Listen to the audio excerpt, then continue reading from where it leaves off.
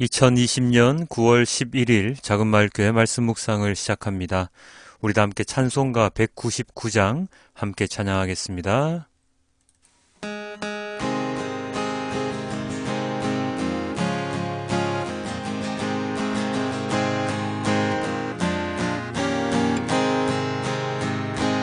나의 사랑하는 죄 비록 헤어졌으나 어머니의 무릎 위에 앉아서 재미있게 듣던 말 그때 일을 지금도 내가 잊지 않고 기억합니다. 귀하고 귀하다 우리 어머니가 들려주시던 재미있게 듣던 말 이 책 중에 있으니 이 성경심이 사랑합니다. 옛날 용맹스럽던 다니엘의 경험과 유대 임금 다윗 왕의 역사와 주의 선지 엘리야 바람 타고 하늘에 올라가던 일을 기억합니다. 귀하고 귀하다 우리 어머니가 들려주시던 재미있게 듣던 말 이 책 중에 있으니 이 성경심이 사랑합니다. 예수 세상 계실 때 많은 고난 당하고 십자가에 달려 죽임 당한 일 어머니가 읽으며 눈물 많이 흘린 것 지금까지 내가 기억합니다. 귀하고 귀하다 우리 어머니가 들려주시던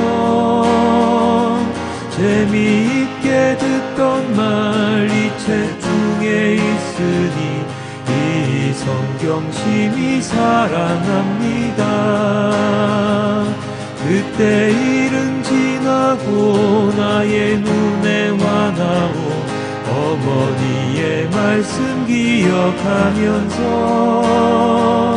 나도 시시때때로 성경 말씀 읽으며 주의 뜻을 따라 살려 합니다. 귀하고 귀하다 우리 어머니가 들려주시던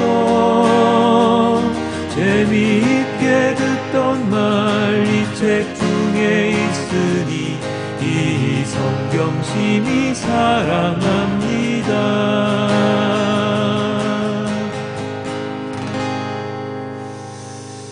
어머니가 들려주시던 성경책 비록 그렇지는 못했을지라도 우리 하나님 아버지의 말씀을 언제나 듣고 묵상하며 살아가는 우리 모두가 될 수 있도록 도와주시옵소서.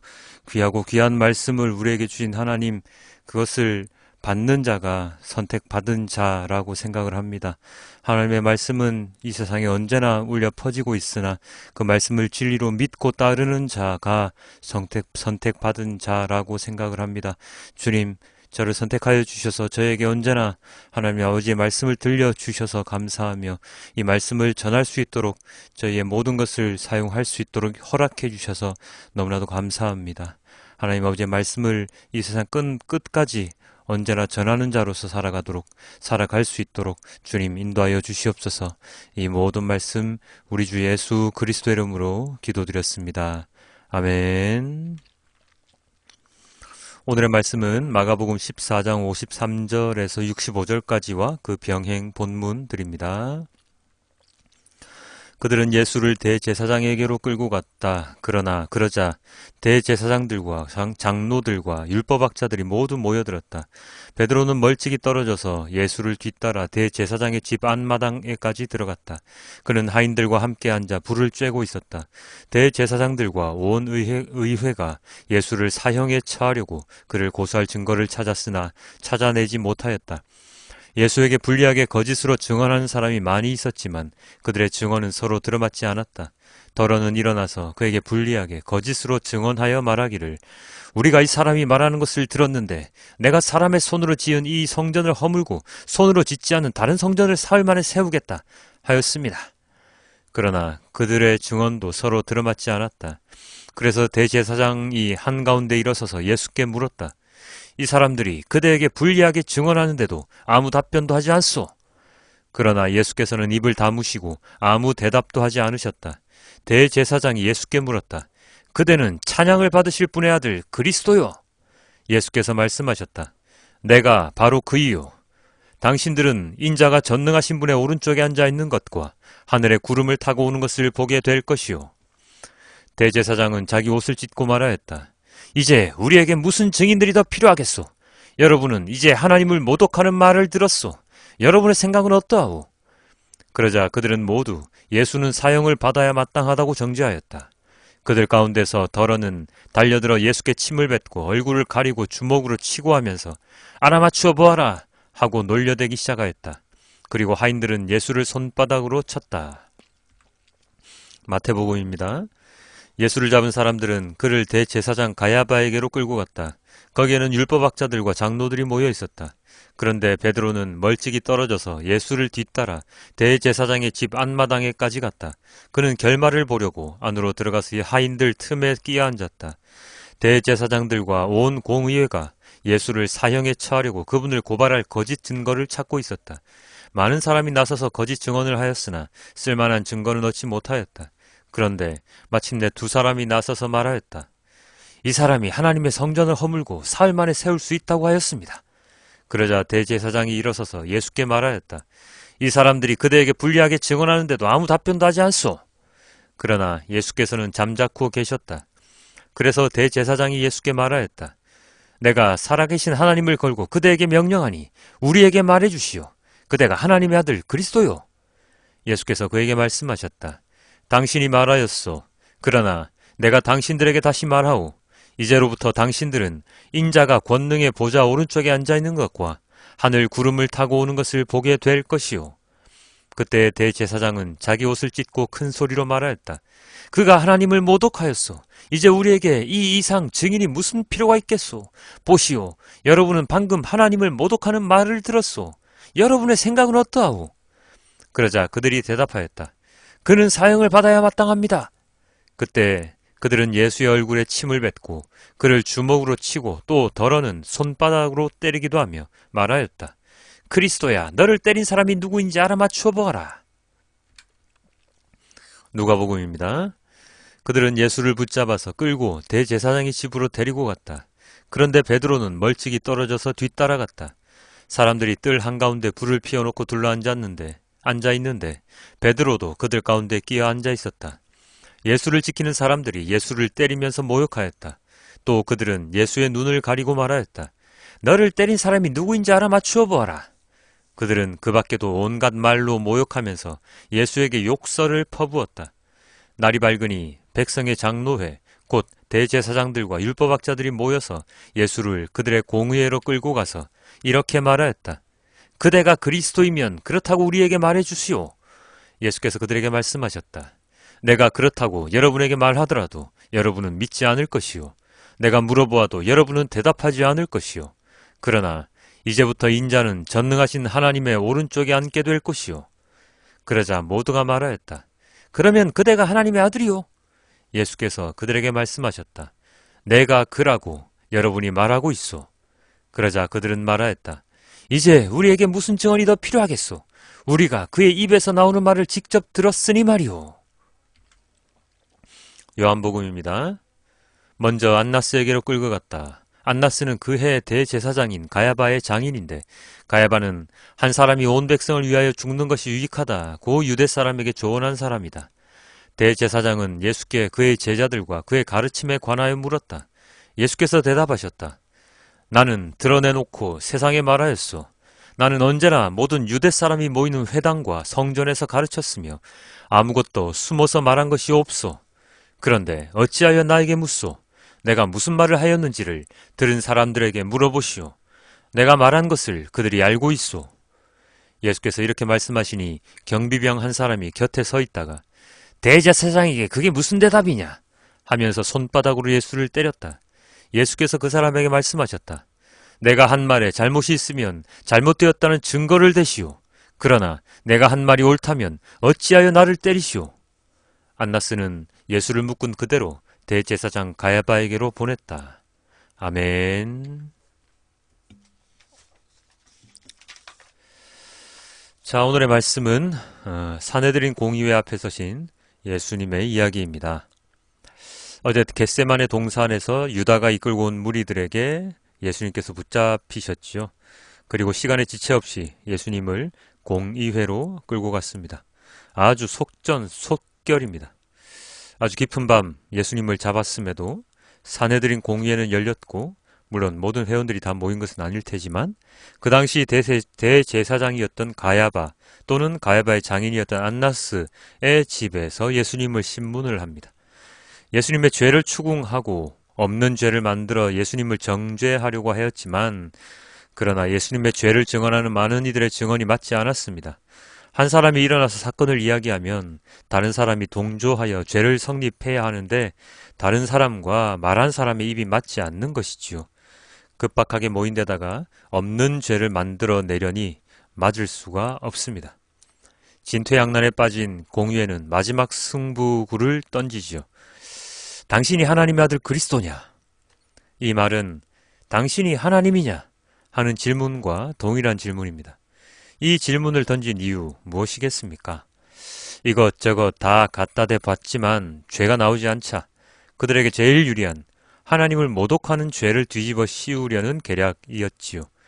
당신이 하나님의 아들 그리스도냐 했을 때 맞다 하면 그들은 신성 모독으로 예수님을 걸고 넘어질 것이고 만약에 아니다 라고 하면 거짓말쟁이로 몰아갈 심산이었겠지요. 아마 다른 이유로 즉 무리를 선동했다거나 아니면 자신이 죄를 사한다고 해놓고는 이제 와서는 발뺌한다거나 하는 류로 몰고 가서 예수님을 처형할 계획을 가지고 있었을 것입니다. 그런데 다행히 그들의 질문에 예수님께서는 맞다, 내가 그다 라고 말씀하셨습니다. 그전까지 진척되지 않던 재판이 바로 속전속결로 진행됩니다. 예수님께서 이렇게 그 다음에 말씀하셨지요. 62절입니다. 내가 바로 그이요. 당신들은 인자가 전능하신 분의 오른쪽에 앉아있는 것과 하늘에 구름을 타고 오는 것을 보게 될 것이요. 예수님께서 전능하신 분 오른쪽에 앉아 계신다는 것과 하늘 구름을 타고 온다고 말씀하신 것은 예언자들의 말을 인용한 것인데요. 그것은 바로 자신을 하나님의 아들이라고 분명하게 못을 박는 말이었습니다. 그 말이 떨어짐과 동시에 대제사장이 무엇이라고 합니까? 이제 우리에게 무슨 증인이 더 필요하겠소? 무슨 증거가 더 필요하겠소? 라고 합니다. 잘 걸렸다. 이제 증인도 필요 없다. 말도 안 맞는 증인들 괜히 데려다가 일 망칠 뻔했는데 잘 됐다. 라고 생각을 했겠지요. 그들은 이 예수님의 발언을 근거로 예수님을 신성 모독죄로 걸게 됩니다. 하나님을 모독하는 말을 했다는 것이죠. 왜냐하면 이 유태인의 사회에서 하나님 신성 모독죄가 가장 큰 죄였거든요. 하나님을 모독하는 말, 그러나 진정으로 하나님을 모독하는 짓을 했던 것은 바로 누구입니까? 성전을 더럽히고 힘없는 양민들의 등골을 빼먹고 자신들의 배를 불리기 위해서 로마 관리들과 결탁을 했던, 그래서 하나님의 말씀을 하나도 지키지 않고 자신들이 내세워 놓은 규례, 규범 등등만을 지키라고 가르쳤던 그들이었죠. 예수님께서 가르치신 모든 말씀은 권위가 있는 진리의 말씀이었는데 그들이 가르쳤던 것은 고작 인간들의 규범, 사람들을 겁박해서 돈을 뜯어내는 그런 일밖에 더 있었겠습니까? 그러니 돈을 주고 유다를 이용해서 예수님을 잡을 계획을 세웠을 것입니다. 참으로 어처구니 없는 자들이지요. 그들이 정당한 법 집행관이었다면 예수님의 그 모든 행동들은 그들이 따라 배워야 할, 가르침을 받아야 할 그런 사역이었습니다. 그러나 예수님의 권위에 그들은 도전했고 이제 그 권위를 무너뜨릴 수 있게 되었습니다. 하나님의 말씀을 모독한 자들이 과연 누구이기에 예수님을 이렇게 한단 말입니까? 구약에 기록된 예언된 예수님조차 알아보지 못했던 자들은 누구에게 신성모독이란 말을 할 수 있단 말입니까? 우리들은 깨달아야 합니다. 이들의 이 행동들은 이 시기에 끝나는 것이 아니라는 것을 말입니다. 오늘날 교회 곳곳에서도 일어나고 있는 일들이 대제사장과 종교학자들이 했던 것들과 별반 다르지 않습니다. 커다랗게 교회 건물을 세워놓고 많은 헌금과 그리고 헌금이라는 이름으로 받는 직분 팔기와 목회자의 명성을 이용한 장사는 이 시기나 오늘날이나 다르지 않다는 것이죠. 이 시기 대제사장 무리들이 신성모독을 하고 있는 것이라면 오늘날 교회에서도 수많은 신성모독, 하나님의 이름을 망령되이 하는 행위들이 일어나고 있습니다. 그것을 제대로 알지 못하고 따라만 다니는 성도들도 그들과 함께 동조하는 자일 수밖에 없고요. 대제사장들이 사형 선고를 내릴 때 예수님을 알았던, 예수님께 가르침을 받았던, 예수님의 기적을 보았던 많은 이들도 그들 대제사장과 종교학자들 무리에 동조하지 않았습니까? 몰라서 그랬다는 것은 말이 안 되는 것이죠. 오늘날 교회에 있는 많은 성도들은 어떠한 것이 하나님을 믿는 믿음인지, 어떤 것이 하나님 이름을 망령되이 일컫는 것인지를 분명히 잘 알고 있습니다. 모른다면 안 되죠. 수많은 설교를 듣고 새벽 기도에, 철야 기도에 얼마나 많은 말씀들을 배우고 듣고 있습니까? 그럼에도 진정한 하나님의 말씀을 실천하는 것이 무엇인지 몰랐다고 한다면, 아니 지금 모르고 있다면 그것은 목회자들만의 잘못이 아닙니다. 모든 이들이 제사장이라는 만인 제사장설, 천주교에서 개혁해 나온 개신교가 주장하는 말인데요. 그 말 안에는 모든 성도들이 하나님의 믿음에 대한 책임감이 있다는 말도 들어있지요. 그렇기에 말씀을 듣고 묵상하는 것, 그것을 실천하는 것, 그것을 올바르게 깨우치는 것 등등 모든 것들은 모든 성도들, 그리스도인들의 책임이며 임무입니다. 누군가가 잘못 가르쳤다고 저 사람이 잘못했는데요? 저희는 잘 모르겠는데요? 모르고 한 일이니 용서해 주실 거죠? 하고 말한다면 누가, 아니 하나님이 과연 그 죄를 용서해 주시겠느냐는 말입니다. 함께 말씀 묵상하시는 여러분, 목회자의 말씀에 귀를 기울이며 듣는 이유는 그들을 통해서 하나님의 말씀을 제대로 듣기 위함, 알기 위함이지요. 잘 모르니까. 목회자들은 교육을 잘 받았으니까 더 많이 알 테니까. 그러나 그들의 이야기에도 수많은 허점이 있을 수 있고 오류가 있을 수 있습니다. 그것을 제대로 잡아내어서 올바른 말씀을 전하게 만드는 몫은 성도들에게 있죠. 그것을 견제하지 못하고 그냥 듣기만 하고 고개만 끄덕이며 아멘 아멘 하면 오늘날 전광훈과 같은 자들이 생겨나서 더 많은 이들이 맹목적인 신앙으로 세상을 어지럽게 만들 뿐입니다. 말씀 묵상은 내가 하는 것이라고 제가 누차 말씀드렸지요. 말씀 묵상을 하다가 모르는 게 있으면 찾아서 검증해야죠. 무엇을 모르는지, 무엇이 잘못되었는지 찾아봐야죠. 알아야죠. 깨우쳐야죠. 우리는 일상생활에서 일을 하다가 아니면 다른 것을 하다가 모르는 게 있으면, 의심스러운 게 있으면 인터넷이다 뭐다 죄다 찾아서 잘못을 가려내고 시시비비를 가려내면서, 왜? 말씀에 대한, 정말로 우리가 믿어야 하는, 우리가 잘 알아야 하는 하나님의 말씀에 대해서는 그렇게 관대하게 거짓을 진실로 믿고 살아갑니까? 그것은 안 되죠. 그것도 어찌 보면 죄입니다. 주님의 말씀을 제대로 듣지 않고 제대로 실천하지 않는 것이니까요. 함께 묵상하시는 여러분은 충분히 말씀을 묵상함으로 진실을 깨우칠 수 있는 분들입니다. 모르면 물어보고 찾아보고 해서 내 말씀으로 만들어서 내가 살아가는 생활 현장에서 말씀을 전하는 자가 되어야지 진정한 그리스도인임을 잊지 않아야 합니다. 그저 듣기만 해서는 안 된다고 누누이 강조하지만 여전히 말씀을 능동적으로 보지 못하고 수동적으로 그냥 듣는 것으로 그치는 분들이 많이 있을 것입니다. 이제 패턴을 바꾸십시오. 잘못된 것을 과감히 버리고 진정한 말씀을 찾아서 헤매십시오.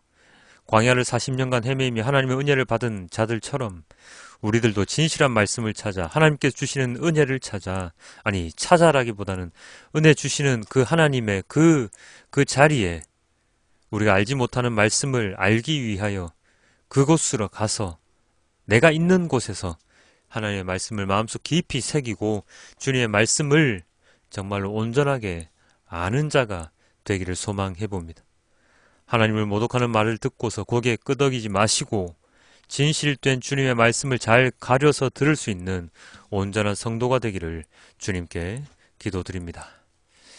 오늘의 말씀을 메시지 성경으로 함께 보시고 말씀을 맺겠습니다. 그들이 예수를 대제사장에게 끌고 갔다. 거기에 대제사장과 종교 지도자와 학자들이 함께 모여 있었다. 그들이 대제사장의 안뜰에 이를 때까지 베드로는 안전한 거리를 두고 뒤따라갔다. 거기서 그는 하인들 틈에 섞여서 불을 쬐고 있었다. 대제사장들은 유대의회와 공모해 예수께 사형을 선고할 만한 불리한 증거를 찾았지만 하나도 찾지 못했다. 많은 사람들이 자청하여 거짓 죄목을 댔으나 서로 맞지 않아 무효가 되고 말았다. 그 가운데 몇몇 사람이 일어나서 이런 거짓말을 했다. 우리가 이자의 말을 들었는데 힘들게 지은 이 성전을 헐고 손 하나 대지 않고도 성전을 사흘 만에 짓겠다고 했습니다. 그러나 그들조차도 증언이 서로 일치하지 않았다. 이때 대제사장이 일어서서 예수께 물었다. 이 증언에 대해 너는 뭐라고 말하겠느냐? 예수께서 침묵하셨다. 아무 말씀도 하지 않으셨다. 대제사장이 다시 나서서 이번에는 이렇게 물었다. 내가 찬양받으실 분의 아들 메시아냐? 예수께서 말씀하셨다. 그렇다. 내가 그다. 너희 눈으로 직접 보게 될 것이다. 전능하신 분의 오른편에 앉은 인자가 하늘 구름을 타고 올 것이다. 대제사장이 흥분해서 자기 옷을 찢으며 소리쳤다. 여러분은 이 말을 들었소. 이러고도 우리에게 무슨 증인이 더 필요하겠소. 그가 하나님을 모독하는 것을 여러분이 들었소. 여러분은 이 신성 모독을 그냥 두고 볼 셈이요. 그들은 일제히 예수를 정죄했다. 사형 선고가 내려졌다. 그들 가운데 몇 사람이 예수께 침을 뱉었다. 그들은 예수의 눈을 가린 채 그분을 치면서 말했다. 너를 친 사람이 누구냐 알아맞혀봐라. 경비병들은 그분을 주먹과 손바닥으로 때리면서 끌고 갔다. 아멘. 주님을 알아보지 못하고 주님을 정죄하고 주님을 심판대에 맡긴 그 수많은 사람들, 어리석은 자들이지만 주님은 용서해달라고 또 아버지께 말씀을 하시죠.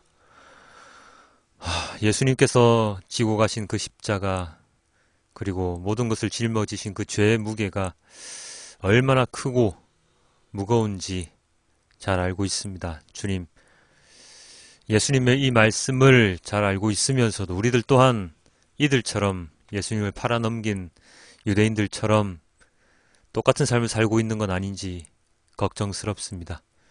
그렇기에 매일같이 말씀 묵상을 하면서 저희를 점검하고 또 다듬고 있으나 여전히 부족한 것이 많은 저희들입니다. 일상생활의 것들에 걸려 넘어지고 세상의 것들에 걸려 넘어지고 주님의 말씀보다는 세상에 더 한 발 더 나아가 있는 우리들입니다. 주님, 이런 저희를 용서하여 주시고 주님의 자녀로서의 그 권세와 주님의 하나님 아버지께서 내려주신 그 은혜를 온전히 갖는 것과 동시에 그것에 대한 책임 또한 온전히 지며 살아가는 우리 모두가 될 수 있도록 주님 인도하여 주시옵소서. 아버지 하나님 감사합니다. 이 모든 말씀 우리 주 예수 그리스도 이름으로 기도드렸습니다. 아멘.